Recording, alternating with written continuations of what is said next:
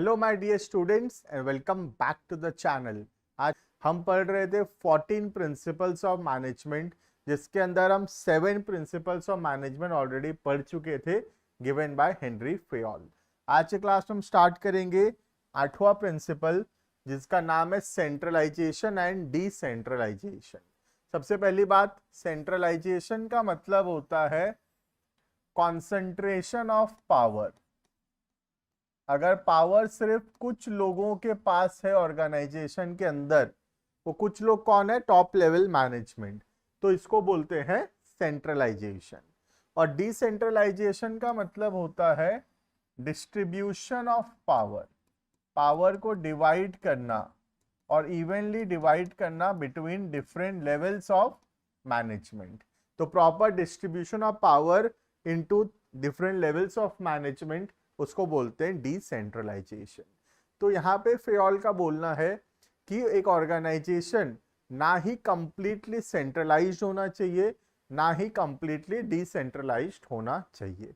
क्योंकि अगर वो कंप्लीटली सेंट्रलाइज्ड होगा, इसका मतलब हर एक डिसीजन सिर्फ टॉप लेवल मैनेजमेंट लेगा, तो डिसीजन मेकिंग में बहुत डिले होगा।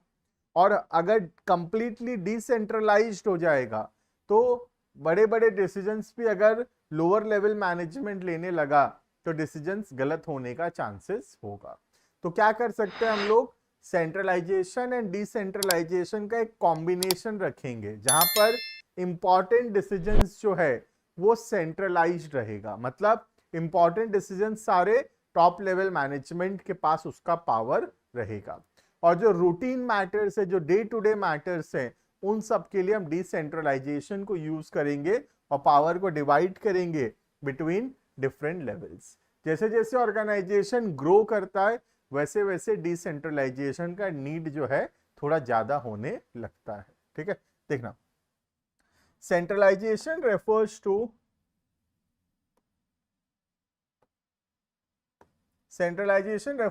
concentration of authority or power in the few hands at the top level. तो सेंट्रलाइजेशन का मतलब है concentration of power in the hands of the top level.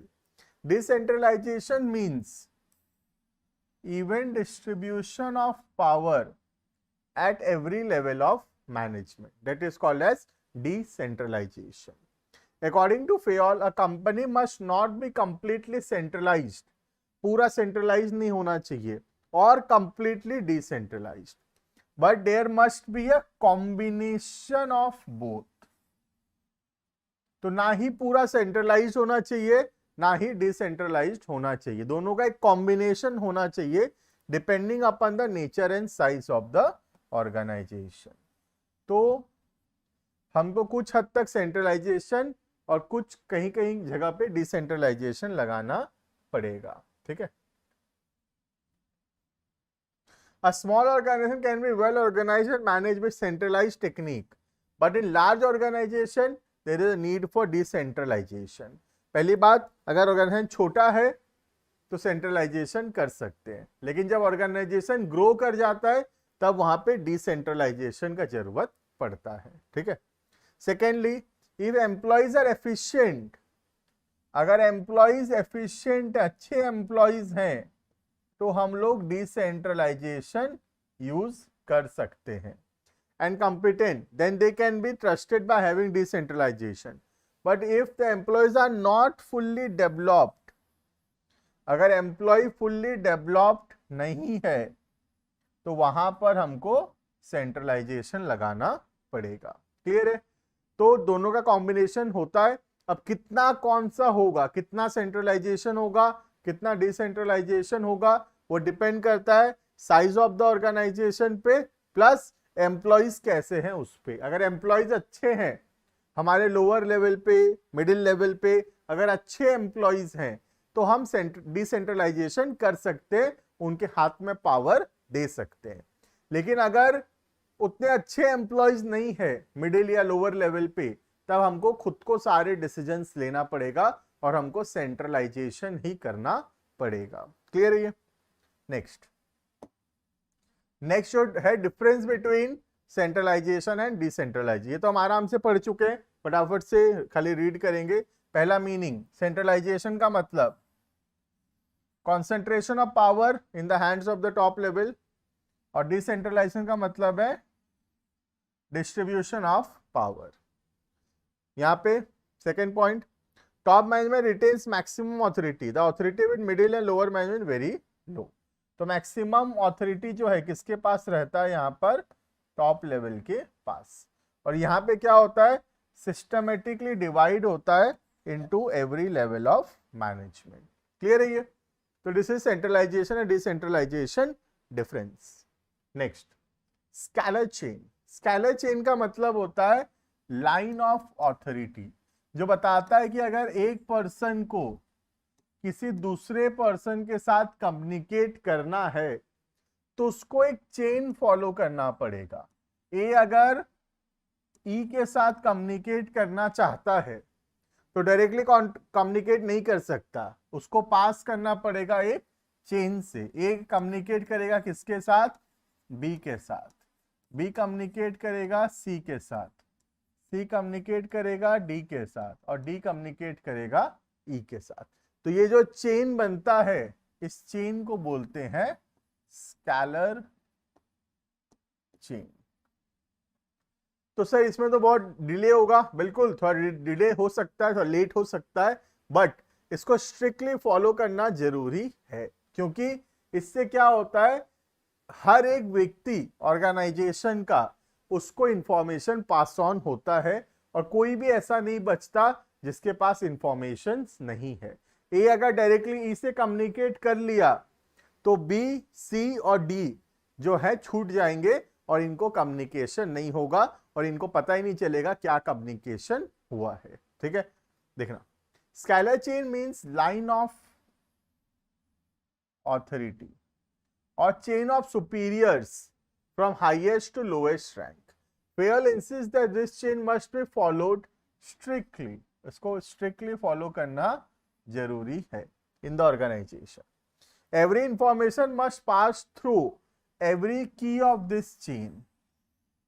Information पूरा इस चेन से पास होना चाहिए, and no skipping of any one key should be allowed. ठीक है, if this chain is broken then there are chances of communication gap. अगर ये chain टूटेगा तो कम्युनिकेशन गैप होगा, मतलब कुछ लोगों को इंफॉर्मेशन नहीं मिल पाएगा इन द ऑर्गेनाइजेशन।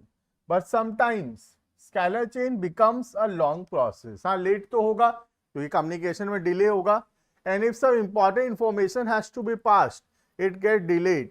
तो लेट होने का चांसेस है, और अगर कोई इंपॉर्टेंट इंफॉर्मेशन पहुंचाना है तो उसमें बहुत ज्यादा डिले होगा स्केलर चेन के वजह से। तो फेयोल बोलता है चिंता नहीं है, अगर लेट हो रहा है सॉल्यूशन दूंगा। ठीक है, वो क्या सॉल्यूशन दिया, लेट हो रहा है तो एक काम करो, चलो शॉर्टकट मार लो, ए डायरेक्टली ई से कम्युनिकेट कर लेगा, बी, सी और डी को छोड़ सकता है। ठीक है, ये कब अलाउड है, in case of emergency and urgent information Fayol permitted a shortcut, और उस शॉर्टकट को क्या बोलते हैं, गैंग प्लैंक। तो बहुत ही इंपॉर्टेंट क्वेश्चन एग्जाम के लिए, what is gang plank. Gang plank क्या है, गैंग प्लैंक एक एक्सेप्शन है किसका, स्केलर चेन का। स्केलर चेन हमेशा फॉलो करना जरूरी है, बट कोई इंपॉर्टेंट अर्जेंट इंफॉर्मेशन है तो स्केलर चेन को हम तोड़ सकते हैं, और उस सिचुएशन को बोलते हैं गैंग प्लैंक। ठीक है, gangplank permit direct communication between the employees and the workings in different position without following the scalar chain. Clear है ये? Next, principle of order. Order बोलता है कि ऑर्डर का मतलब सबसे पहले तो बहुत लोग सोचते हैं कमांड, ऑर्डर देना, वो ऑर्डर नहीं है ये। ठीक है, ऑर्डर का मतलब है एक फिक्स प्लेस होना, ऑर्डरली अरेंजमेंट होना, एक फिक्स्ड प्लेस होना। किस चीज का फिक्स्ड प्लेस होना, फॉर मैन एंड मटेरियल्स, मतलब लोगों के बैठने का, एम्प्लॉइज के बैठने का एक फिक्स प्लेस होना चाहिए और रॉ मटेरियल्स को रखने का भी एक फिक्स्ड प्लेस होना चाहिए, वरना क्या होगा, बहुत टाइम वेस्ट होगा ऑर्गेनाइजेशन के अंदर मैन को खोजने में, मतलब एम्प्लॉयज को खोजने में और रॉ मटेरियल्स को खोजने में। ठीक है, अगर हमको पता है कि सुपरवाइजर इस जगह बैठता है, तो जब हमको सुपरवाइजर का जरूरत होगा हम डायरेक्टली उस जगह पे जाएंगे, उस केबिन में जाएंगे और हमको पता है उस केबिन में सुपरवाइजर मिल जाएगा क्योंकि वो सुपरवाइजर का केबिन है। लेकिन अगर फिक्स प्लेस नहीं रहेगा सुपरवाइजर का, तो कभी ग्राउंड फ्लोर पे, कभी फर्स्ट फ्लोर पे, कभी फोर्थ फ्लोर पे बैठा है, खोजने में बहुत दिक्कत होगा और इमरजेंसी सिचुएशन में वो नहीं मिलेगा। राइट, सिमिलरली मटेरियल के साथ भी सेम प्रॉब्लम होगा। तो प्रिंसिपल ऑफ ऑर्डर बोलता है कि एक फिक्स्ड प्लेस होना चाहिए for every man and for every material, so that time waste ना हो कोई भी चीज को खोजने में। ठीक है, देखना, in this principle order does not mean command, but it refers to orderly arrangement, proper arrangement of men and material, that is a fixed place for everything and everyone in the, इसको cut कर देना, in the organization। ठीक है, तो there is a fix place for everything and everyone in the organization. Typing error हो गया, इसको ठीक कट कर देना। ठीक है, next, fair insist that there must be a fixed place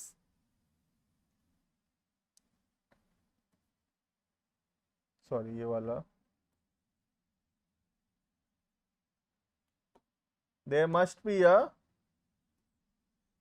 a fixed place to keep every material and everything used in the organization, fixed place or seat or cabin for every employee in the organization। तो दो चीज के बारे में, एक material के लिए fix place होना चाहिए और हर व्यक्ति के बैठने का एक फिक्स जगह होना चाहिए, so that no time and energy is wasted in search of any material and person, so that time और एनर्जी वेस्ट ना हो किसी को भी या कोई भी सामान को खोजने में। ठीक है, तो ये प्रिंसिपल सिंपल सा बात बोलता है, सेम प्लेस में मैन एंड मटेरियल होना जरूरी है।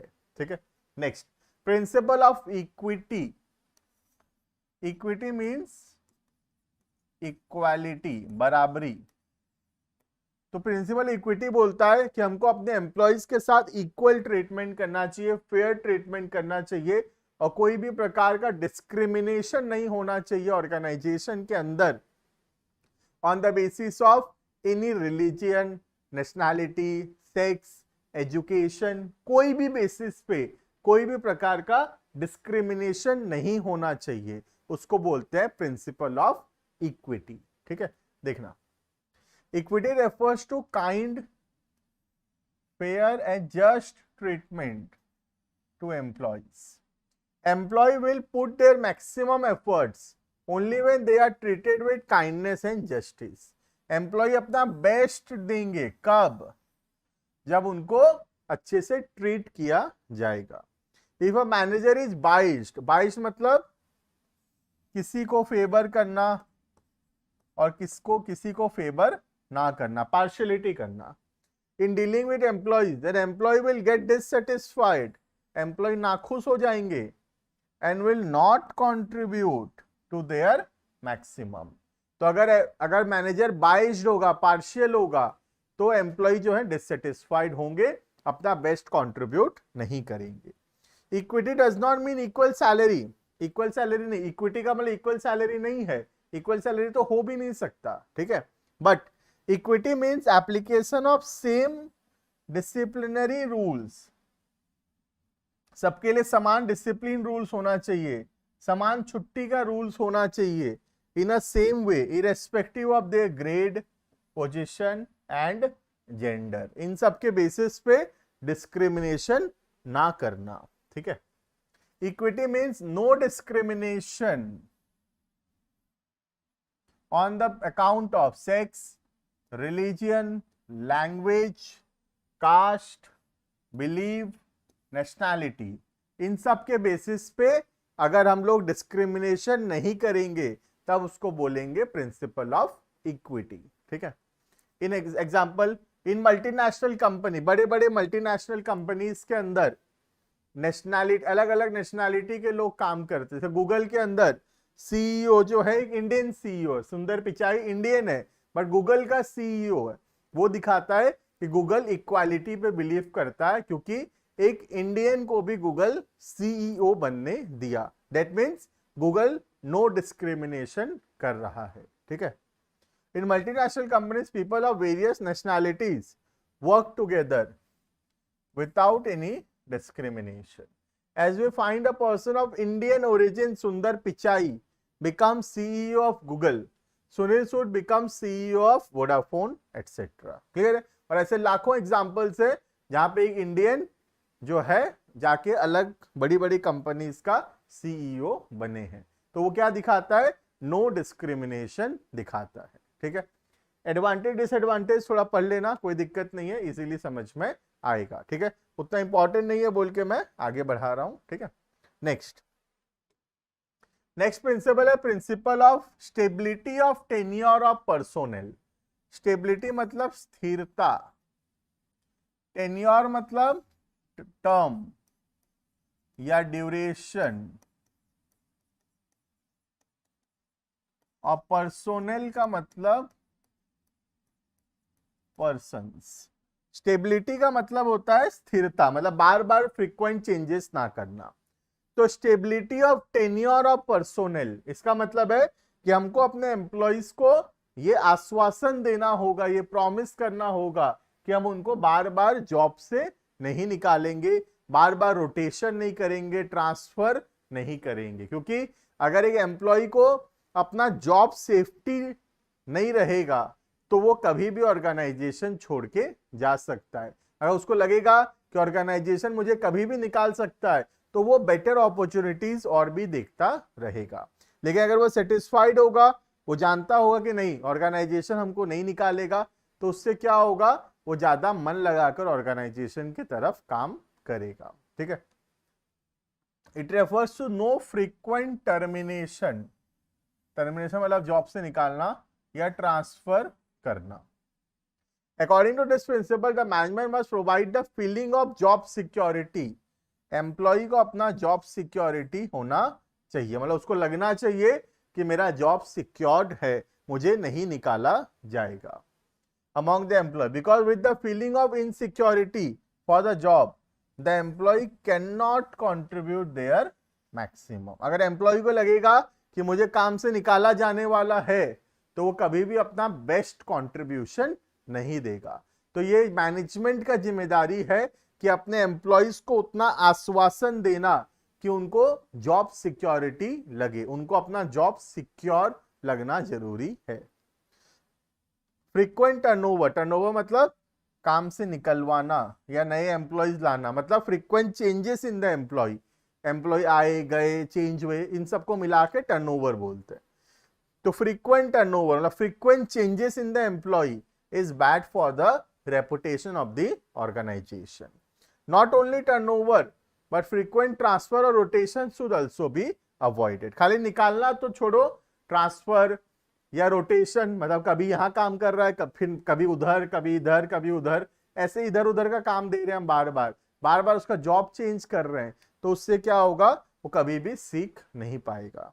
Because it takes some time to a person to learn and get settled on a job, and by the time he gets settled, he is transferred. बात समझ में आ रहा है? तो ये हो गया stability of tenure of personnel, जो बोलता है कि मैनेजमेंट का जिम्मेदारी है कि अपने एम्प्लॉइज को एक फीलिंग ऑफ जॉब सिक्योरिटी देना। अगर जॉब सिक्योरिटी का फीलिंग नहीं रहेगा एम्प्लॉइज में तो कभी भी अपना मैक्सिमम कॉन्ट्रीब्यूशन नहीं देंगे। अब फीलिंग ऑफ जॉब सिक्योरिटी कैसे आएगा? बार बार जॉब से ना निकालना, रोटेशंस ना करना, ट्रांसफर ना करना, उससे फीलिंग ऑफ जॉब सिक्योरिटी आएगा। ठीक है। Next, initiative. इनिशिएटिव का मतलब होता है फर्स्ट स्टेप लेना। तो हमेशा हमको अपने एम्प्लॉइज को प्रमोट करना चाहिए इनिशिएटिव के लिए, मतलब हमेशा हमको कोई भी डिसीजन लेने से पहले एम्प्लॉइज का सजेशन लेना चाहिए, क्योंकि अगर डिसीजंस लिया जाता है एम्प्लॉयज के सजेशन के बाद तो चांसेस है कि वो डिसीजन जो है ज्यादा एक्सेप्ट करेगा एम्प्लॉय, ज्यादा मानेगा एम्प्लॉयज। तो इनिशिएटिव का मतलब होता है एम्प्लॉय से सजेशंस लेना, उनसे उनका राय लेना, उनका ओपिनियंस लेना कोई भी प्लान बनाने से पहले। That is called as initiative. ठीक है, initiative refers to taking the first step with self motivation. Well suggested employee in the organization must be given opportunity to take some initiative in making and executing a plan. It gives immense satisfaction to employees. जब employees को initiative दिया जाता है, जब उनको मौका दिया जाता है, तो वो बहुत खुश होते हैं, बहुत motivated होते हैं. So manager must welcome such suggestions and ideas of employees before framing the plans. कोई भी प्लान बनाने से पहले हमको अपने एम्प्लॉइज का आइडिया, उनका सजेशंस लेना चाहिए. Initiative does not mean disobedience. That is, once decisions are taken by management, then every employee must follow it, whether it is according to employee suggestion or not. लेकिन initiative भी बोलता है कि तुम अपना ओपिनियन दिए, अपना सजेशंस दिए, अच्छी बात है, बट बाद में अगर डिसीजंस लेता है मैनेजमेंट जो कि तुम्हारे हिसाब से नहीं है तो भी कोई दिक्कत नहीं है, तुमको फॉलो करना पड़ेगा. देखो ऐसा होता है ना कि 100 एम्प्लॉइज हैं, 80 एम्प्लॉइज बोले कि हाँ बोले और 20 एम्प्लॉय मना किए. अब मैनेजमेंट सोच लो डिसीजन लिया हाँ का, तो 80 लोग तो खुश हैं, लेकिन 20 लोग डिससेटिस्फाइड हो सकते हैं कि हमसे क्यों पूछे जब अपने मन का ही करना था. तो इन 20 लोगों को समझना जरूरी है कि तुम अपना ओपिनियन दिए ठीक है, but ultimately final decision management का है और तुमको वो डिसीजन मानना पड़ेगा. ठीक है, नेक्स्ट आता है स्पिरिट द कॉर्प्स. स्पिरिट का मतलब होता है बेसिकली यूनिटी, है ना, और कॉर्प्स का मतलब होता है यहां पर टीम. तो ये टीम स्पिरिट के बारे में बताता है, जहां पे एक ऑर्गेनाइजेशन के अंदर जितने भी लोग हैं उनको मिलकर काम करना जरूरी है. द वर्ड आई मतलब मैं should be replaced by we मतलब हम. तो कोई भी काम को ऐसे नहीं बोलना चाहिए कि मैं किया, हमेशा क्या बोलना चाहिए, हम किए. That gives a satisfaction to the employees. जो लोग काम कर रहे हैं उनको लगता है कि हाँ हमारे बीच में एक यूनिटी है, एक टीम स्पिरिट है. और मैनेजमेंट क्योंकि बहुत सारे लोगों के साथ किया जाता है तो वो एक टीम काम है, ग्रुप का काम है, यहां पे टीम स्पिरिट होना जरूरी होगा.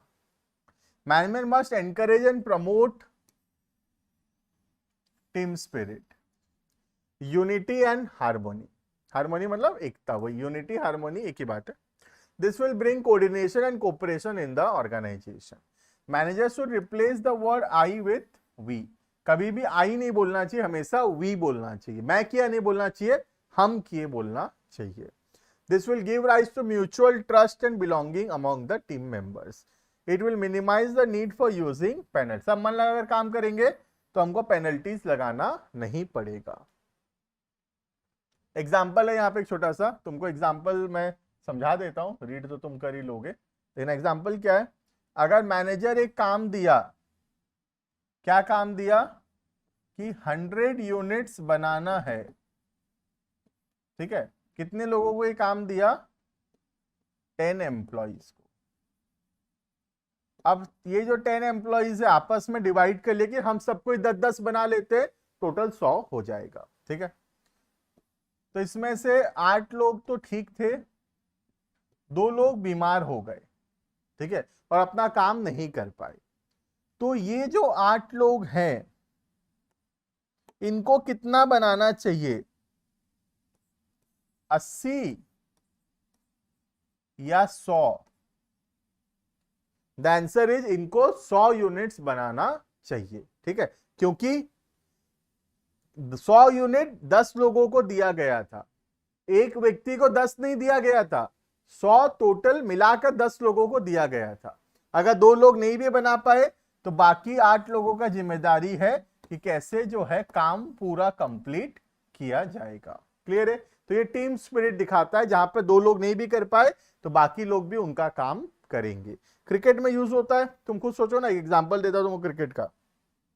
आज इंडिया के सामने 200 रन का अगर टारगेट है सपोज 200 रन्स बनाने से इंडिया जीतेगा, तो क्या रोहित शर्मा ऐसे करेगा? ओपनिंग बैटिंग आया, अपना 20 रन बनाया और बोला हम तो चले, तुम अपना देख लो आगे। क्या ऐसे करेगा रोहित शर्मा? नहीं, अपना 20 रन बनाना टारगेट नहीं है। 200 में 10 आदमी खेलते हैं, मतलब 10 विकेट होता है, 200 रन है तो हर विकेट का 20 रन हुआ, तो 20 रन बनाने से हो जाएगा एक जन, 200 ओवरऑल बन जाएगा।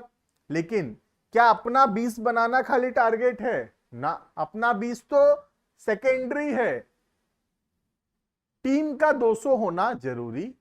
बात समझ में आ रहा है? तो ये दिखाता है कि टीम स्पिरिट ज्यादा इंपॉर्टेंट है, टीम का टारगेट अचीव होना ज्यादा इंपॉर्टेंट है as compare to the individual target. खुद का 20 रन इंपॉर्टेंट नहीं है, खुद के टारगेट्स इंपॉर्टेंट नहीं है। रोहित शर्मा के लिए तो ऐसे भी इंपॉर्टेंट नहीं खुद का।